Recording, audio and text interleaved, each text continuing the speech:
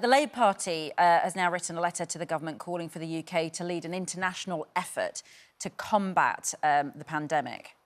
Well, Shadow International Trade Secretary Emily Thornberry says if we don't do this immediately, then what we're seeing with the Indian variant will happen over and over again. And she joins us now. Good to speak to you this morning.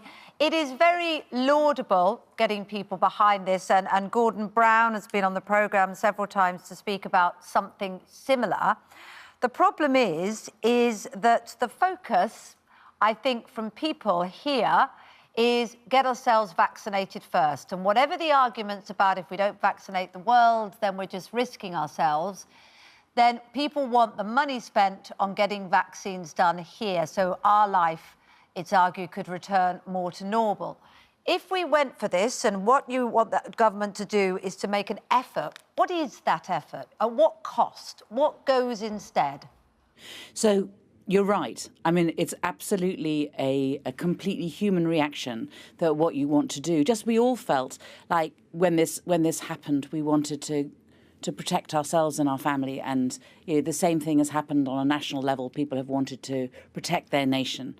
The difficulty is, and listen, and thank goodness for the National Health Service. Thank goodness for our scientists. We are now being able to be vaccinated. We will be one of the first vaccinated countries. And at the same time, we are about to lead the G7.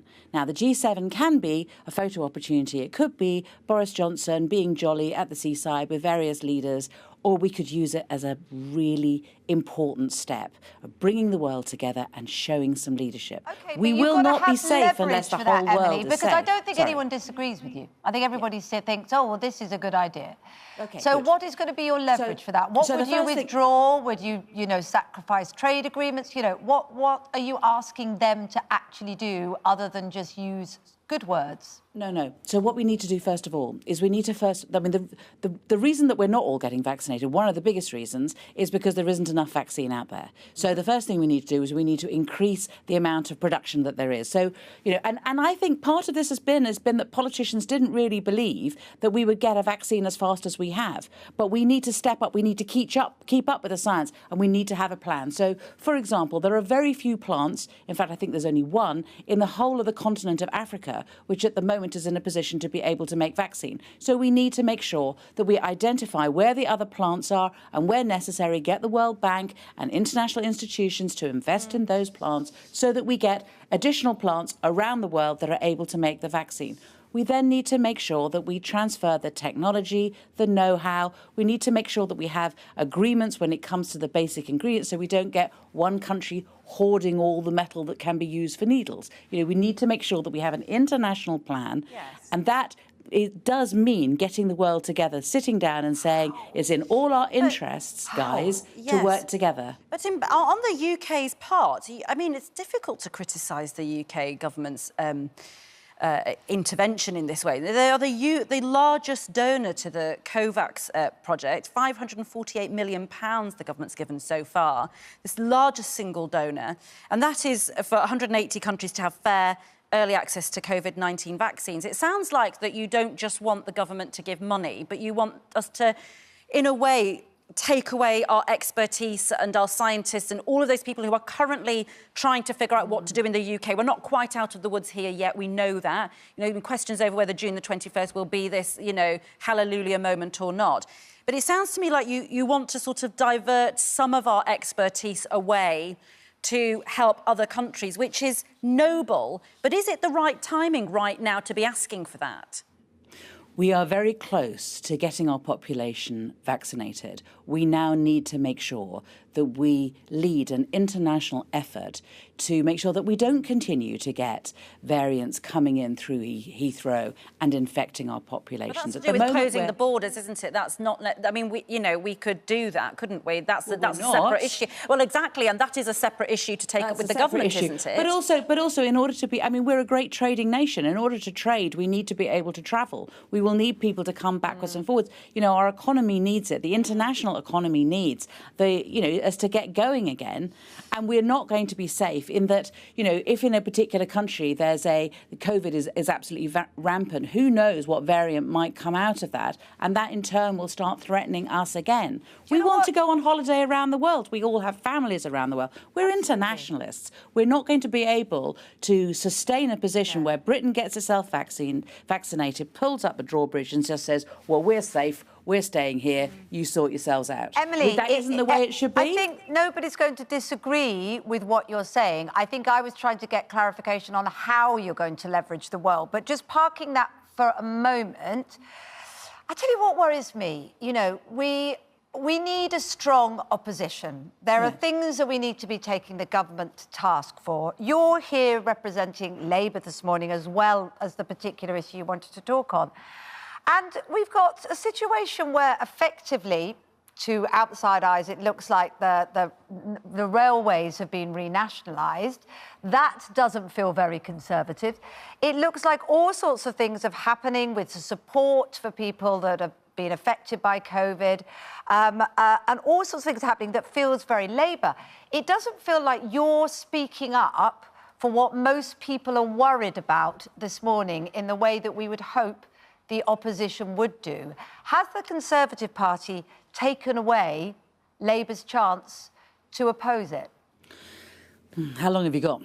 I mean, I'm here today to talk about COVID and how we make sure that we are ultimately safe, which is not just that we vaccinate ourselves and that we have a proper plan within the UK to look after ourselves, but that we need to take an international leadership role when it comes to the rest of the world. And that is the only way we can make ourselves safe. Now, we're giving this plan, I've written it, it's got, as I say, 10 points in it. We're giving it to the government and we're saying, look, if you don't know what to do, here genuinely is a plan. Here is a blueprint. These are the things which we think you should do. Now, we're doing that as an opposition that is playing its role very seriously at this time of crisis. Now, what else do you want me to talk about? Should we talk about the renationalisation of the railways, as it's allegedly said? I mean, there's still going to be, aren't there, private providers within the railway system. So you're still going to get companies that will be pulling out profits. Oh, yes, but this new system apparently is about where the government effectively, or the body is government-backed, will be the one who will issue tickets. And that's I mean, as a real sort of commuter issue, it is about when you spend your money, you know, how far that goes for your commute. And it's suggested that this new system will allow you to use it for 8 return journeys over 28 days. You'll save £240 a year. I mean, that's the real stuff, isn't it, that people will remember? Oh, no, and it's, you know, and Keir Starmer's ratings are minus 18 in the favourability polls. Labour has an enormous problem right now. And it seems like you are, in effect, whilst noble perhaps in its intentions, grasping at straws to find a voice. OK. I mean, listen, I have a voice and I'm more than happy to speak. It's really, I'm not quite sure where to begin in answering that question. I guess if you want to talk about, I mean, we can talk about the railways, we can talk about the has now effectively, in the eyes of the country, renationalised the railways. What does Labour stand for? We have always stood for public ownership of the railways. That is the most efficient way of doing it, not by doing it piecemeal, not by still having private companies pulling out a bit of profit here, pulling out a bit of profit there. We're certainly, the problem with this government quite often is that there's an awful lot of rhetoric, and when you start looking behind it, you realise that actually what they're really doing is something else. Let me tell you, right, that when it comes to investment in the railways in the north, they have made announcements over the last 7 years. They have done it 60 times of various things which they say is about to happen, and yet we've yet to see one shovel go in the ground in the north for new projects on railways. For example, that's just an example of the rhetoric. So today, they may be saying that they're renationalising the railways. Let's look at the small print and see if they actually are. Because, you know, the job of you guys and us, I appreciate us too, is to hold this government to account and not let them get away with a load of nonsense where they come onto the programme, they wave shiny things, and then when we look at the reality, it's something else completely. We need to hold the government to account when it comes to the borders. How can it be that since COVID COVID happened, they have yet to have a decent policy when it comes to immigration in this country in order to protect us from the virus coming in from abroad. You know, that is a big issue that we need to hold them to account on. Okay. And we say they need to stop, they need to pause. We do not need to see any more 4-hour queues coming into Britain through Heathrow in the petri dish that is arrivals at the moment. You know, that is something we hold them to account are on. on the papers this morning. Emily Thornberry, thank you for talking to us on the Well, we programme can put this those morning. points to Groucho. Yes, the Transport Secretary is with us. We will Don't do. let them Thank get you, away with any Emily. nonsense, girls.